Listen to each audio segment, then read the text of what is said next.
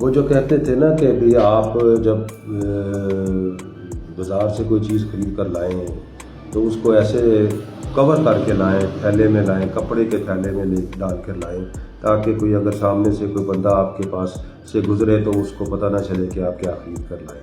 تو پہلے تو یہ بہت اچھی اس کی پریکٹس ہوتی تھی کہ لوگ گھر سے ہی اپنا ایک کپڑے کا تھیلا لے کر جاتے تھے، تو مگر اب نہیں ہے، اب شاپر ہیں، وہ ٹرانسپیرنٹ شاپر ہیں، باریک سے وہ اس میں صاف پتہ چل جاتا ہے کہ آپ کیا چیز خرید کے لے کر آتے ہیں۔ تو ہوا یوں کہ آج میں جب صبح واپس آ رہا تھا، گھر جا رہا تھا، تو میں ایک شاپر میں دہی لے کر جا رہا تھا، تو وہ میرا ایک پڑوسی جو میری گلی میں میرے قریب رہتا ہے، تو وہ بھی سامنے سے آ رہا تھا، تو مجھے دیکھ کر اس نے شاپر کو دیکھ لیا، تو اس نے پوچھا کہ کیا لے کر جا رہے ہو؟ تو اس نے اندازہ لگایا کہ شاید دودھ ہے، تو لیکن میں نے اس کو بتایا کہ بھائی یہ دہی ہے۔ کہتا اچھا دہی لے کے جا رہے ہو؟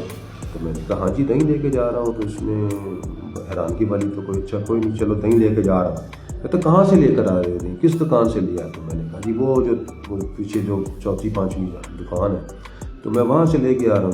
کہتا نہ بھائی اس دکان سے دہی نہ لیا کرو۔ میں نے کہا جی کیوں نہ لی، مطلب کیا مسئلہ وجہ؟ کہتے بھائی وہ تو کیمیکل استعمال کرتا ہے۔ تو میں نے کہا اچھا کیمیکل استعمال کرتا ہے؟ تو میں نے کہا لیکن میں تو اسی سے لے رہا ہوں۔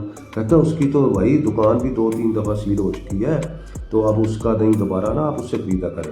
تو میں نے کہا پھر بھائی کس سے خریدیں؟ تو کہتا جی پھر وہ جو دوسری طرف وہ جو دکان ہے نا وہ اس کونے پہ، تو اس کا دہی لے کر آئے، اس سے وہاں سے خریدا کرو دہی، تو اس کا دہی ٹھیک ہوتا ہے۔ کیوں؟ میں نے کہا جی ٹھیک ہے جی، آپ جیسے کہہ رہے ہیں ٹھیک ہے، وہیں سے لے لیا کروں گا۔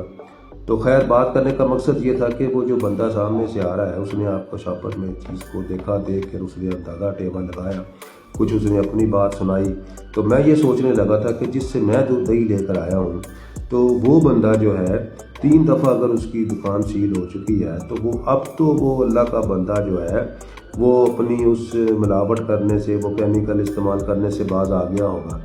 تو لہٰذا میں تو اب کیا کروں، آئندہ اس کے پاس جاؤں گا یا نہیں جاؤں گا یہ ایک الگ بات ہے، لیکن مجھے امید ہے کہ وہ بندہ اب 3 دفعہ جو جس کی دکان بند سیل ہو جائے، تو وہ اس کے بعد امید ہے کہ اب وہ آج کل وہ دودھ دہی جو ہے نا وہ صحیح دے رہا ہوگا، اس لیے اسی سے ہی لیتے رہیں گے ہیں، باقی آگے چل کر پتہ چل جائے گا کہ کیا ہوتا ہے۔